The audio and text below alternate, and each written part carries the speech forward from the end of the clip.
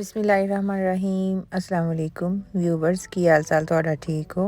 आज मैं आप लोगों के लिए चावलों की और शैम्पू की एक ऐसी रेसिपी लेकर आई हूँ कि आप ख़ुद भी हैरान हो जाएंगे। चैनल पर नए हैं सब्सक्राइब कर लीजिए और वीडियो को लाइक भी कर दीजिएगा। इस रेसिपी को बनाने के लिए हमने चावल लेने हैं 1 कप। चावल आप कोई से भी ले सकते हैं, मैंने यहाँ पे सेला चावल इस्तेमाल किए हैं। इस 1 कप चावलों को हमने पानी में भिगो के रखना है 10 से 15 मिनट के लिए, ताकि अच्छे से ये डिप हो जाएं और इसमें कोई भी मिट्टी वगैरह नहीं रहनी चाहिए। 15 मिनट के बाद अब हमने एक पैन लेना है, उसमें मैंने तकरीबन आधा लीटर डाला है पानी।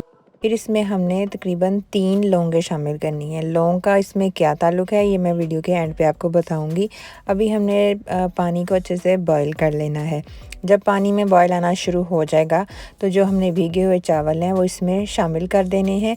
मीडियम हमने फ्लेम रखनी है और इसको हमने फुल बॉईल कर लेना है। चावल अच्छे से हमारे बॉईल हो चुके हैं, अब हम फ्लेम ऑफ कर देंगे और इसको छलनी से छान लेंगे। इसका पानी हमने अलग कर लेना है और चावलों को हमने अलग कर लेना है। जो चावल हैं इसको अब आप खा सकते हो कोई भी सालन डाल के या जैसे भी आप पसंद करें। और ये जो चावलों का पानी है इसको हमने थोड़ा सा ठंडा करना है। अब इसको दोबारा से हम एक पैन में ऐड कर देंगे और इसको चूल्हे पे पकाना शुरू कर देंगे। इसको हमने थिक करना है।